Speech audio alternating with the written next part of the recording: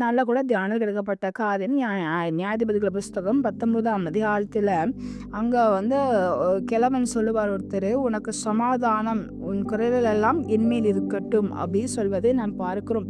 ஒரு மனிதன் ஒருத்தரை பார்த்து சொல்லுகிற ஒரு வார்த்தை, நீ பயப்படாத, உனக்கு சமாதானம் உண்டாகட்டும், உன் குறைவுகள் எல்லாம் என் மேல் இருக்கட்டும் அப்படின்னு சொல்வதை நாம் பார்க்கிறோம். அந்த சுச்சுவேஷன் பார்த்தோம் அப்படின்னா எங்கேயுமே தங்களுக்கு வழி இல்லை. எங்கேயாச்சும் ஒரு இடத்துல தங்கணும் அப்படின்னு அவர் இருக்கிறாரு.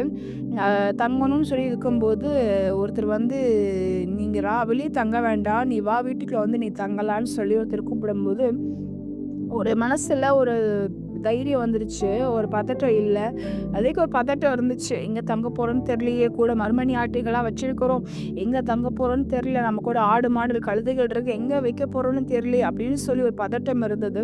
ஆனால் இந்த கிழவன் வந்து, உனக்கு சமாதானம் உன் குறைவுகள் எல்லாம் என்மேல் இருக்கட்டும்னு சொன்ன அந்த வார்த்தை அந்த மனிதனுக்கு ஒரு பெரிய ஒரு ஒரு உற்சாகம் உள்ள ஒரு வார்த்தையாக இருந்திருக்கலாம். இது ஒரு ஆறுதலான ஒரு வார்த்தையாக இருந்திருக்கலாம்.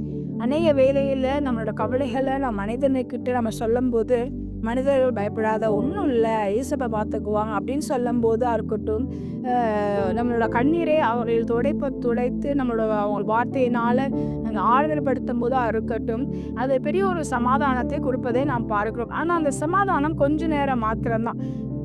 அவங்க சமாதானம் சொல்லிட்டு அவங்க வீட்டுக்கு போயிடுவாங்க, நம்ம வீட்டுக்கு வந்துடுவோம். அதுக்கப்புறம் நம்ம தான் அதை என்ன பண்ணோம், அதை ஹேண்டில் பண்ணுவதை நாம் பார்க்கிறோம்.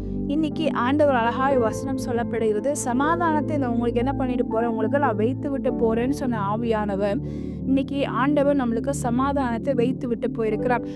கதவுகள் எல்லாம் பூட்டப்பட்டு இருந்தது. யோவான் புஸ்தகத்தில் நாம் பார்க்கிறோம், சீஷர்கள் யூதர்களுக்கு பயந்து இருந்தபடினால் கதவுகள் பூட்டி இருந்துச்சு. அப்போ ஏசப்பா அந்த இடத்துக்குள்ள கடந்து வந்து உங்களுக்கு சமாதானம் அப்படின்னு சொல்லுவதை நாம் பார்க்கிறோம்.